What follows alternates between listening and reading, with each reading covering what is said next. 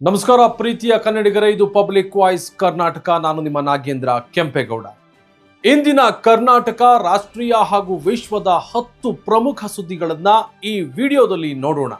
Video ಇಷ್ಟವಾದರೆ like ಮಾಡಿ ಮತ್ತು ಚಾನೆಲ್ನ ಸಬ್ಸ್ಕ್ರೈಬ್ ಆಗೋದನ್ನ ಮರೆಯಬೇಡಿ.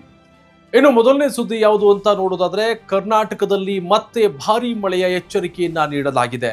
ಭಾರತೀಯ ಹವಾಮಾನ ಇಲಾಖೆ ರಾಜ್ಯದ ಹಲವು ಜಿಲ್ಲೆಗಳಲ್ಲಿ ಮುಂದಿನ ಕೆಲವು ದಿನಗಳ ಕಾಲ ಭಾರೀ ಮಳೆಯಾಗುವ ಸಾಧ್ಯತೆ ಇದೆ ಅಂತ ತಿಳಿಸಿದೆ. ಇನ್ನು ಕರಾವಳಿ ಮತ್ತು ಮಲೆನಾಡು ಭಾಗಗಳಲ್ಲಿ ಹೆಚ್ಚು ಮಳೆಯಾಗುವಂತಹ ನಿರೀಕ್ಷೆ ಇದೆ. ನದಿ ಮತ್ತು ಹಳ್ಳಗಳ ಸಮೀಪ ವಾಸಿಸುವ ಜನರು ಸ್ವಲ್ಪ ಎಚ್ಚರಿಕೆಯಿಂದ ಇರಬೇಕು ಅಂತ ಅಧಿಕಾರಿಗಳು ಮನವಿ ಮಾಡಿದ್ದಾರೆ. ಅಗತ್ಯವಿಲ್ಲದಿದ್ರೆ ಪ್ರಯಾಣವನ್ನ ತಪ್ಪಿಸುವಂತೆ ಸೂಚನೆ ನೀಡಲಾಗಿದೆ. ಮೀನುಗಾರರು ಸಮುದ್ರಕ್ಕೆ ತೆರಳದಂತೆ ಎಚ್ಚರಿಕೆಯನ್ನು ಕೂಡ ನೀಡಲಾಗಿದೆ. ಇನ್ನು ಎರಡನೇ ಸುದ್ದಿಯನ್ನು ನಾವು ಗಮನಿಸೋದಾದ್ರೆ, ಕರ್ನಾಟಕ ಪೊಲೀಸ್ ಇಲಾಖೆಯಲ್ಲಿ ನೇಮಕಾತಿ ಪ್ರಕ್ರಿಯೆ ಆರಂಭವಾಗಿದೆ. ಸುಮಾರು 1600 ಸಶಸ್ತ್ರ ಪೊಲೀಸ್ ಕಾನ್ಸ್ಟೇಬಲ್ ಹುದ್ದೆಗಳಿಗೆ ಅರ್ಜಿಯನ್ನ ಆಹ್ವಾನಿಸಲಾಗಿದೆ. ಅರ್ಹ ಅಭ್ಯರ್ಥಿಗಳು ಆನ್ಲೈನ್ ಮೂಲಕ ಅರ್ಜಿಯನ್ನ ಸಲ್ಲಿಸಬಹುದಾಗಿದೆ. ಆಯ್ಕೆ ಪ್ರಕ್ರಿಯೆಯಲ್ಲಿ ದೈಹಿಕ ಪರೀಕ್ಷೆ ಮತ್ತು ಲಿಖಿತ ಪರೀಕ್ಷೆ ನಡೆಯಲಿದೆ. ಹೆಚ್ಚಿನ ಮಾಹಿತಿಗಾಗಿ ಅಧಿಕೃತ ವೆಬ್ಸೈಟ್ಗೆ ಭೇಟಿ ನೀಡುವಂತೆ ಇಲಾಖೆ ತಿಳಿಸಿದೆ. ಇನ್ನು ಉದ್ಯೋಗಾಕಾಂಕ್ಷಿಗಳಿಗೆ ಇದು ಉತ್ತಮ ಅವಕಾಶವಾಗಿದೆ. ಇನ್ನು ಮೂರನೇ ಸುದ್ದಿಯನ್ನ ನಾವು ನೋಡೋದಾದ್ರೆ, ತುಂಗಭದ್ರಾ ಯೋಜನೆಗೆ ಸಂಬಂಧಪಟ್ಟಂತೆ ಹೊಸ ಗೇಟ್ಗಳ ಉದ್ಘಾಟನೆ ನಡೆದಿದೆ.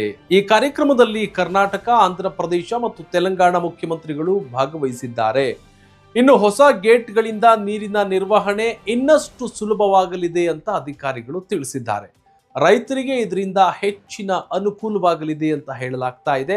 ಈ ಯೋಜನೆ ದಕ್ಷಿಣ ಭಾರತದ ಪ್ರಮುಖ ನೀರಾವರಿ ಯೋಜನೆಗಳಲ್ಲಿ ಒಂದಾಗಿದೆ. ಇನ್ನು ನಾಲ್ಕನೇ ಸುದ್ದಿಯನ್ನ ನಾವು ನೋಡೋದಾದ್ರೆ, ದೇಶದ ಹಲವು ರಾಜ್ಯಗಳಲ್ಲಿ ಭಾರೀ ಮಳೆಯ ಮುನ್ಸೂಚನೆ ನೀಡಲಾಗಿದೆ. ಕರ್ನಾಟಕ, ಮಹಾರಾಷ್ಟ್ರ, ಗೋವಾ ಸೇರಿದಂತೆ ಹಲವು ರಾಜ್ಯಗಳಲ್ಲಿ ಭಾರತೀಯ ಹವಾಮಾನ ಇಲಾಖೆ ಎಚ್ಚರಿಕೆಯನ್ನ ನೀಡಿದೆ. ಕೆಲವು ಜಿಲ್ಲೆಗಳಲ್ಲಿ ರೆಡ್ ಅಲರ್ಟ್ ಕೂಡ ಘೋಷಣೆ ಮಾಡಲಾಗಿದೆ. ಸ್ಥಳೀಯ ಆಡಳಿತಗಳು ಅಗತ್ಯ ಮುನ್ನೆಚ್ಚರಿಕಾ ಕ್ರಮಗಳನ್ನ ಕೈಗೊಂಡಿದೆ.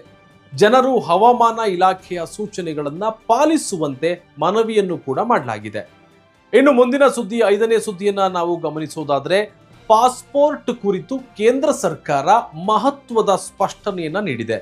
ಪಾಸ್ಪೋರ್ಟ್ ಎಂಬುದು ಮುಖ್ಯವಾಗಿ ಅಂತಾರಾಷ್ಟ್ರೀಯ ಪ್ರಯಾಣಕ್ಕಾಗಿ ನೀಡುವಂತಹ ಒಂದು ದಾಖಲೆ.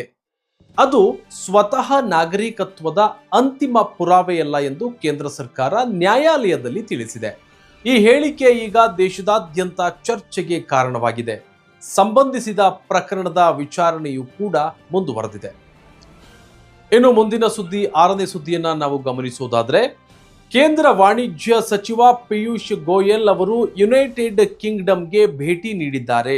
ಭಾರತ ಮತ್ತು ಯುಕೆ ನಡುವಿನ ಮುಕ್ತ ವ್ಯಾಪಾರ ಒಪ್ಪಂದದ ಜಾರಿಗೆ ಸಂಬಂಧಪಟ್ಟಂತೆ ಒಂದು ಮಹತ್ವದ ಮಾತುಕತೆಗಳು ನಡೀತಾ ಇವೆ. ಈ ಒಪ್ಪಂದದಿಂದ ಎರಡೂ ದೇಶಗಳ ನಡುವೆ ವ್ಯಾಪಾರ ಮತ್ತು ಹೂಡಿಕೆ ಹೆಚ್ಚಾಗುವಂತಹ ನಿರೀಕ್ಷೆ ಇದೆ. ಉದ್ಯಮ ಕ್ಷೇತ್ರವು ಈ ಬೆಳವಣಿಗೆಯನ್ನ ಗಮನಿಸ್ತಾ ಇದೆ. ಮುಂದಿನ ದಿನಗಳಲ್ಲಿ ಈ ಬಗ್ಗೆ ಇನ್ನಷ್ಟು ಮಾಹಿತಿ ಹೊರಬರುವ ಸಾಧ್ಯತೆ ಇದೆ.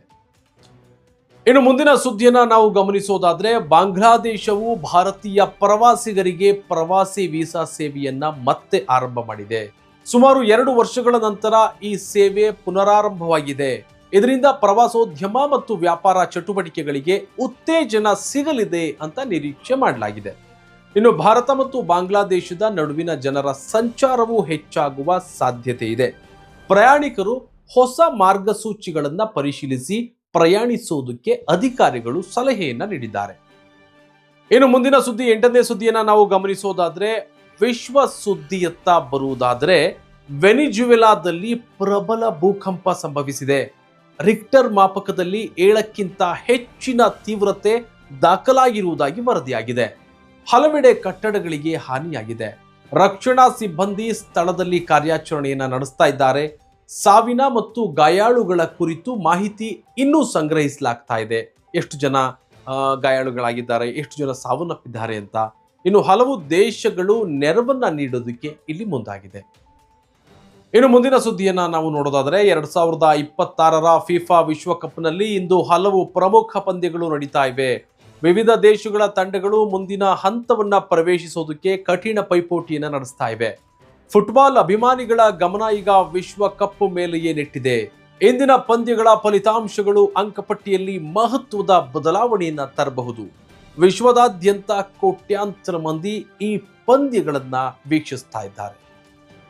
ಇನ್ನು ಮುಂದಿನ ಸುದ್ದಿ, ಕೊನೆಯ ಸುದ್ದಿಯನ್ನ ನಾವು ನೋಡೋದಾದ್ರೆ, ಜಾಗತಿಕ ಮಟ್ಟದಲ್ಲಿ ಹವಾಮಾನ ವೈಪರೀತ್ಯದ ಆತಂಕ ಮುಂದುವರೆದಿದೆ. ಕೆಲವು ದೇಶಗಳಲ್ಲಿ ಭಾರೀ ಮಳೆಯಾದ್ರೆ ಇನ್ನೂ ಕೆಲವು ದೇಶಗಳಲ್ಲಿ ತೀವ್ರ ಬಿಸಿಲಿನ ಪರಿಸ್ಥಿತಿ ನಿರ್ಮಾಣವಾಗಿದೆ.